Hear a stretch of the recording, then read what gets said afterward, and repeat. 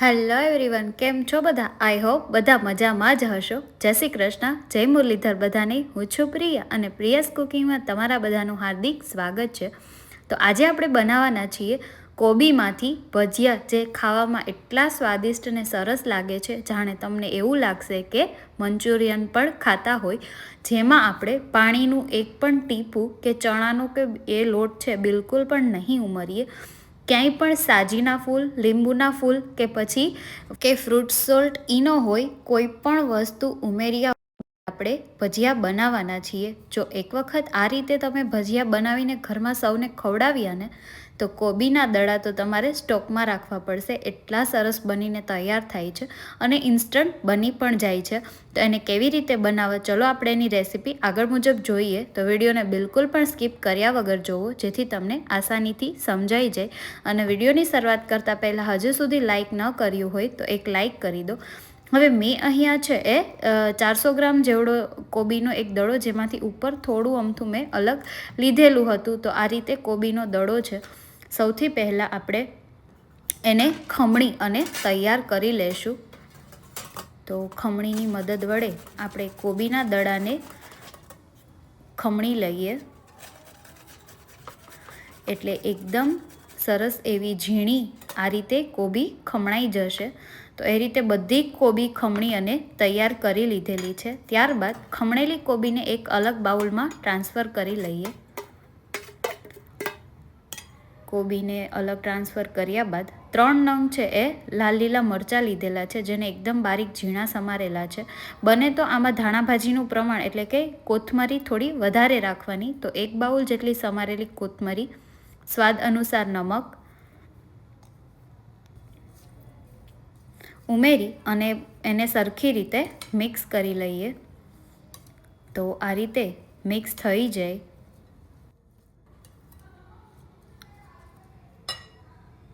ત્યારબાદ એમાં લાલ મરચું પાવડર છે એ ઉમેરી દઈશું. તો મેં અહીંયા ખૂબ જ નાની ચમચી છે એ 2 ચમચી લાલ મરચું પાવડરનો ઉપયોગ કર્યો છે. 2 થી 3 ચમચી જેટલું લીધેલું છે. હવે ઓરેગાનો આપણે 1 જ ચમચી જેટલું લઈશું, જેનો ટેસ્ટ ખૂબ જ સરસ આવે છે. તો 1 ચમચી ઓરેગાનો ઉમેરી દઈએ. ત્યારબાદ એને પણ ઉમેર્યા બાદ હવે એમાં મેંદાનો લોટ ઉમેરવાનો છે. તો 2 ચમચી અહીંયા મેંદાનો લોટ અને 2 ચમચી કોર્નફ્લોર લીધેલો છે. હવે બધી વસ્તુ એમાં ઉમેરાઈ જાય ત્યારબાદ એને સરખી રીતે છે એ આપણે મિક્સ કરી લેવાનું છે. આમાં આપણે ક્યાંય પણ એક પણ ટીપું પાણીનો પણ ઉપયોગ કર્યો નથી. તો આ રીતે હવે એને સરખી રીતે મિક્સ કરી લઈએ. હવે આ રીતે મિક્સ કરો ને એટલે તમને ખબર પડી જશે. જો એવું લાગે તો પછી બીજો લોટ ઉમેરશું. તો 1 ચમચી ગરમ મસાલો, અને મને અહીંયા એકદમ ઢીલું લાગે છે બેટર, અને તો એટલા માટે મેં 1 ચમચી મેંદાનો લોટ અને 2 ચમચી કોર્નફ્લોર ફરી ઉમેર્યો છે. તો એને સરખી રીતે મિક્સ કરી લઈશું. બેટર છે આપણે ઢીલું જ રાખવાનું છે, પરંતુ એકદમ ઢીલું હોય તો એ ભજીયા પડવાની જગ્યાએ એકદમ છૂટું છવાયેલું થઈ જાય. હવે અહીંયા મેં 1 ચમચી છે એ ગ્રીન ચીલી સોસ ઉમેર્યો છે, જેનો ટેસ્ટ છે એ ખૂબ જ સરસ આવશે. હવે તેલ ગરમ થવા માટે મૂકી દીધેલું હતું. તેલ ગરમ થઈ જાય એટલે નાની નાની સાઇઝમાં સરસ એવા આપણે ભજીયા છે એમાં પૂરી લઈએ. અને ગેસની ફ્લેમ બને તો મીડિયમ રાખજો, હાઈ ન રાખવી આમાં.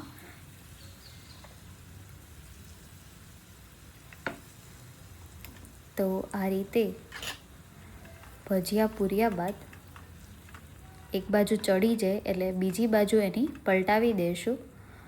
તો સરસ મજાના ભજીયા પણ તુરંત બની જશે. અને આ ભજીયા એક વખત ખાધા ને તો તમે બીજા ભજીયા પણ ખાવાનું છોડી દેશો. અને જેને મંચુરિયન ખાવાના શોખીન હોય એને પણ આમાં થોડો થોડો મંચુરિયન જેવો ટેસ્ટ આવવા લાગશે. અને આ શિયાળામાં તો ગરમા ગરમ આ રીતે ઝટપટ બની જતા ભજીયા જે બધાને મન ભરીને ખાશે અને મજા પણ આવશે. તો જો એક વખત ન બનાવ્યું હોય તો અવશ્ય બનાવો. અને કોબી તો ખૂબ જ ફાયદાકારક છે. જો બાળકો કે ઘરમાં કોઈ સભ્ય કોબી ન ખાતું હોય તો એમને કોબી ભરપૂર માત્રામાં ખવડાવવા માટેનું આ એક જબરદસ્ત રેસીપી છે. તો એકવાર તમે પણ એને અવશ્ય ટ્રાય કરો, જે સોસ સાથે ખાવામાં ખૂબ જ મજા આવે છે. તો તમને મારા આ કોબીમાંથી બનાવેલા ભજીયાની રેસીપી કેવી લાગી મને કમેન્ટ અવશ્ય કરજો. અને તમે મારો વિડીયો ક્યાં ગામ, શહેર કે મેગા સિટીમાંથી જુઓ છો એ પણ કમેન્ટ કરજો. વિડીયો જોઈ લીધો હોય તો એક લાઇક કરી દો, અને મારી ચેનલ પર પહેલીવાર હોય તો સબસ્ક્રાઈબ કરવાનું ભૂલશો નહીં. સાથે સાથે બેલ આઇકોન જરૂર દબાવી દેજો, જેથી આવનારા આવા જ દરેક નવા વિડીયોની નોટિફિકેશન તરત જ તમને મળતી રહે. અને તમારા ફ્રેન્ડ્સ અને ફેમિલી મેમ્બરમાં પણ શેર કરો, જેથી એ લોકો પણ આવી અવનવી રેસીપીથી છે એ પરિચિત બનશે. Thank you for watching.